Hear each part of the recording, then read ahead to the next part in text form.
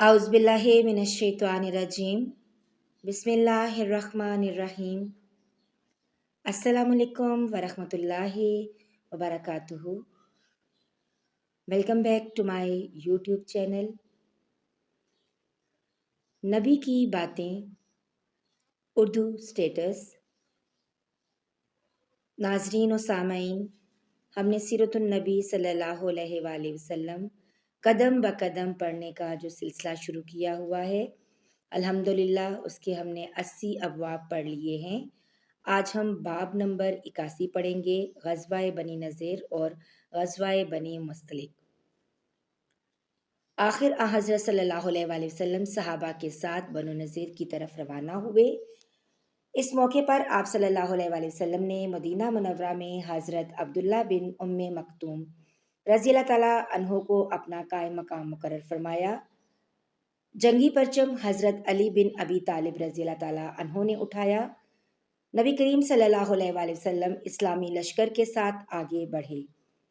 शाम के वक्त मुसलमान बनु नज़ीर की बस्ती में पहुंच गए और वहां पड़ाव डाल दिया। इधर यहूदी अपनी हवेलियों में बंद हो गए और छतों पर से तीर बरसाने लगे, पत्थर गिराने लगे। वो दिन इसी तरह गुजरा। दूसरे दिन हजूर अकरम सल्लल्लाहु अलैहि वसल्लम लकड़ी के एक कबे यानी गुंबद नुमा साइबान में क़याम पजीर हुए, जो हज़रत बिलाल रज़ियल्लाहु ताला अन्हो ने बनाया था। यहूदियों में से एक शख्स का नाम गज़ूल था। वो ज़बरदस्त तीर अंदाज था। उसका फेंका हुआ तीर दूर तक जाता था। उसने एक तीर नबी करीम सल्लल्लाहु अलैहि वसल्लम के कबे की तरफ फेंका। तीर वहां पहुंचा। ये देखकर सहाबा इकराम रज़ियल्लाहु ताला अन्हुम ने हजूर अकरम सल्लल्लाहु अलैहि वसल्लम के हुक्म से कबे को ज़रा दूर मुंतकिल कर दिया।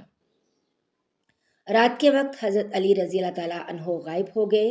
ये देखकर सहाबा इकराम रज़ियल्लाहु ताला अन्हुम को हैरत हुई, तो उन्होंने आप सल्लल्लाहु अलैहि वसल्लम से अर्ज़ किया, ए अल्लाह के रसूल सल्लल्लाहु अलैहि वसल्लम, अली नज़र नहीं आ रहे। तो आपने फरमाया, फ़िक्र ना करो, वो एक काम से गए हैं।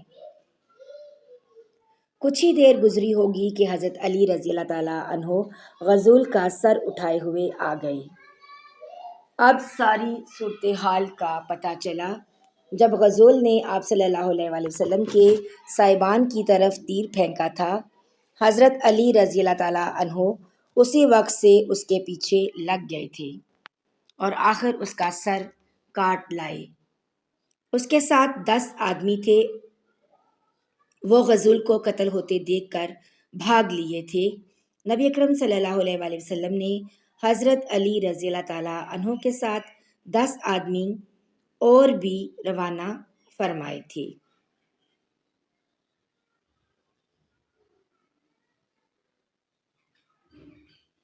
उनमें हज़रत अबू दुजाना रज़ियल्लाहु ताला अन्हो भी थे। ये जमात उन लोगों की तलाश में निकली जो गज़ूल के मारे जाने पर भाग निकले थे। आखिर उस जमात ने उन्हें जा लिया और सबको कत्ल कर दिया। बनु नज़ीर का मुहासरा जारी रहा, यहाँ तक कि 6 रातें गुजर गईं। इस दौरान मुनाफिक अब्दुल्ला बिन अबी बराबर यहूदियों को पैगामात भेजता रहा कि तुम अपनी हवेलियों में डटे रहो, हम तुम्हारी मदद को आ रहे हैं। लेकिन यहूदियों को इससे कोई मदद नहीं पहुंची। अब तो यहूद का सरदार हई बिन अख्तब बहुत परेशान हुआ। कुछ अक्लमंद यहूदियों ने उसे अब्दुल्ला बिन अबी के मशवरे पर अमल ना करने के लिए कहा था, लेकिन हई बिन अख्तब ने उनकी बात नहीं मानी थी। अब उन्होंने ताने के तौर पर कहा, अब्दुल्ला बिन अबी की वो मदद कहाँ गई जिसका उसने वादा किया था और जिसकी तुम आस लगाए बैठे थे। वो कोई जवाब ना दे सका। یہودی اب بہت پریشان ہو چکے تھے۔ ادھر نبی اکرم صلی اللہ علیہ وآلہ وسلم سختی سے ان کا محاصرہ کیے ہوئے تھے۔ آخر اللہ تعالیٰ نے یہودیوں کے دلوں پر مسلمانوں کا رعب طاری کر دیا۔ انہوں نے نبی اکرم صلی اللہ علیہ وآلہ وسلم سے درخواست کی کہ انہیں یہاں سے نکل جانے دیا جائے۔ وہ ہتھیار ساتھ نہیں لے جائیں گے، البتہ اپنا گھریلو سامان لے جائیں گے۔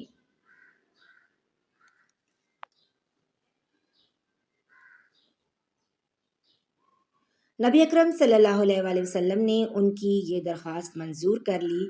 چنانچہ یہودیوں نے اپنے اونٹوں پر اپنی عورتوں اور بچوں کو سوار کر لیا اور اپنا سارا سامان بھی اس پر لاد لیا۔ یہ کل 600 اونٹ تھے۔ ان اونٹوں پر بہت سا سونا، چاندی اور قیمتی سامان تھا۔ اس طرح بنی نذیر کے یہ یہودی جلا وطن ہو کر خیبر میں جا بسے۔ خیبر کے یہودیوں نے انہیں وہاں آباد ہونے میں مدد دی۔ کچھ لوگ شام کی طرف بھی چلے گئے۔ غزوہ بنو نذیر کے بعد غزوات ذات الرقاع، غزوہ بدر ثانی اور غزوہ ذومۃ الجندل پیش آئے۔ یہ چھوٹے چھوٹے غزوات تھے جو یکے بعد دیگرے پیش آئے۔ پھر غزوہ بنی مستلق پیش آیا۔ قبیلہ بنو مستلق کا سردار حارث بن ابی ذرار تھا۔ اس نے حضور اکرم صلی اللہ علیہ وآلہ وسلم سے جنگ کے لیے ایک لشکر تیار کیا۔ اس لشکر میں اس کی قوم کے علاوہ دوسرے عرب بھی شامل تھے۔ اس اطلاع پر حضور اکرم صلی اللہ علیہ وآلہ وسلم نے بھی جنگ کی تیاری کی۔ اسلامی لشکر 2 شعبان سن 5 ہجری کو روانہ ہوا۔ ادھر جب حارث بن ابی ذرار اور اس کے ساتھیوں کو مسلمانوں کی آمد کی خبر ملی تو بہت سے لوگ بدحواس ہو کر حارث کا ساتھ چھوڑ گئے اور ادھر ادھر بھاگ نکلے، یہاں تک کہ آپ صلی اللہ علیہ وآلہ وسلم صحابہ کرام کے ساتھ اس قبیلے پر حملہ آور ہوئے۔ مسلمانوں نے ایک ساتھ مل کے مشرکوں پر حملہ کر دیا۔ یہ حملہ اتنا شدید تھا کہ ان میں سے 10 فوراً مارے گئے، باقی گرفتار ہو گئے۔ ان کی عورتوں اور بچوں کو بھی گرفتار کر لیا گیا۔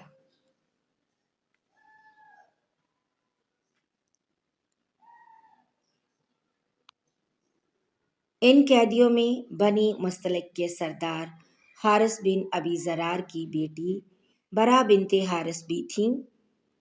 مال غنیمت تقسیم ہوا تو برا ثابت بن قیس رضی اللہ تعالیٰ عنہ کی تحویل میں آ گئیں۔ اب ثابت بن قیس رضی اللہ تعالیٰ عنہ نے برا سے طے کیا کہ اگر وہ 9 اوقیہ سونا دے دیں تو وہ انہیں آزاد کر دیں گے۔ یہ سن کر برا نبی اکرم صلی اللہ علیہ وآلہ وسلم کے پاس آئیں اور کہنے لگیں، اے اللہ کے رسول صلی اللہ علیہ وآلہ وسلم، میں مسلمان ہو چکی ہوں۔ میں گواہی دیتی ہوں کہ اللہ تعالیٰ کے سوا کوئی معبود نہیں۔ ہمارے ساتھ جو ہوا اس کو آپ صلی اللہ علیہ وآلہ وسلم جانتے ہیں۔ میں قوم کے سردار کی بیٹی ہوں۔ ایک سردار کی بیٹی اچانک باندی بنا لی گئی۔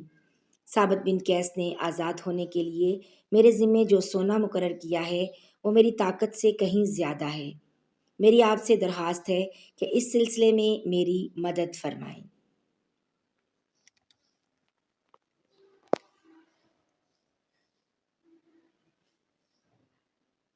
اس پر نبی اکرم صلی اللہ علیہ وآلہ وسلم نے ارشاد فرمایا، کیا میں تمہیں اس سے بہتر راستہ نہ بتاؤں؟ برا بولیں، وہ کیا اے اللہ کے رسول صلی اللہ علیہ وآلہ وسلم؟ تو آپ صلی اللہ علیہ وآلہ وسلم نے ارشاد فرمایا، تمہاری طرف سے سونا میں دے دیتا ہوں اور میں تم سے نکاح کر لوں۔ اس پر برا بولیں، اے اللہ کے رسول صلی اللہ علیہ وآلہ وسلم، میں تیار ہوں۔ چنانچہ آپ نے حضرت ثابت بن قیس رضی اللہ تعالیٰ عنہ کو بلایا، برا کو ان سے مانگا۔ وہ بولے، اے اللہ کے رسول، میرے ماں باپ آپ پر قربان، برا آپ کی ہو گئیں۔ آپ صلی اللہ علیہ وآلہ وسلم نے انہیں اتنا سونا ادا کر دیا اور برا سے شادی کر لی۔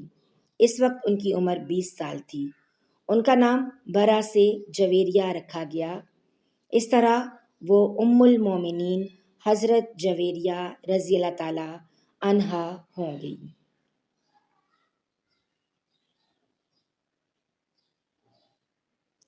حضرت عائشہ صدیقہ رضی اللہ تعالیٰ عنہا فرماتی ہیں کہ حضرت جویریہ رضی اللہ تعالیٰ عنہا نہایت خوبصورت خاتون تھی۔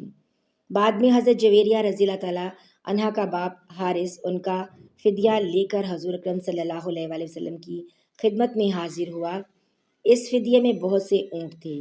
حارث ابھی راستے میں تھا کہ اس کی نظر ان میں سے 2 خوبصورت اونٹوں پر پڑی۔ اس نے ان دونوں کو وہیں عتیق کی گھاٹی میں چھپا دیا اور باقی فدیہ حضور اکرم صلی اللہ علیہ وآلہ وسلم کی خدمت میں پیش کر کے کہا،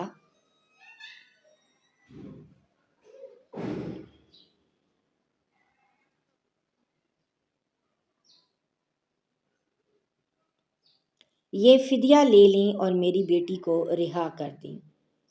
اس کی بات سن کر آپ صلی اللہ علیہ وآلہ وسلم نے ارشاد فرمایا، اور وہ 2 اونٹ کیا ہوئے جنہیں تم عتیق کی گھاٹی میں چھپا آئے ہو؟ حارث بن ابی ذرار یہ سنتے ہی پکار اٹھا، میں گواہی دیتا ہوں کہ آپ اللہ کے رسول ہیں۔ اس بات کا علم میرے اور اللہ کے سوا کسی کو نہیں۔ اس سے ثابت ہوا کہ آپ صلی اللہ علیہ وآلہ وسلم واقعی اللہ کے رسول ہیں۔ اس طرح وہ مسلمان ہو گئے۔ حضرت جویریہ رضی اللہ تعالیٰ عنہا کے بھائی عبداللہ بن حارث بھی مسلمان ہو گئے۔ اس کے بعد بنی مستلق کے تمام قیدیوں کو رہا کر دیا گیا۔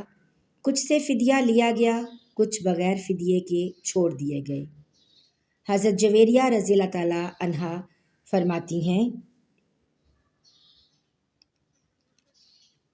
بنی مستلق پر رسول اللہ صلی اللہ علیہ وآلہ وسلم کی چڑھائی سے 3 دن پہلے میں نے خواب دیکھا کہ یثرب یعنی مدینہ منورہ سے چاند طلوع ہوا اور چلتے چلتے میری گود میں آ رہا۔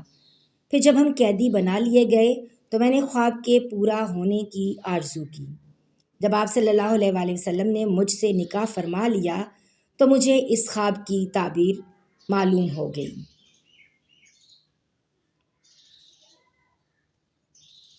اس غزوہ سے فارغ ہو کے جب آپ صلی اللہ علیہ وآلہ وسلم واپس مدینہ منورہ کی طرف روانہ ہوئے تو ایک بہت دردناک واقعہ پیش آیا۔ آج کا باب یہیں اختتام پذیر ہوا۔ اللہ تعالیٰ میرے اور آپ کے مرحومین کی مغفرت فرمائے، آمین یا رب العالمین۔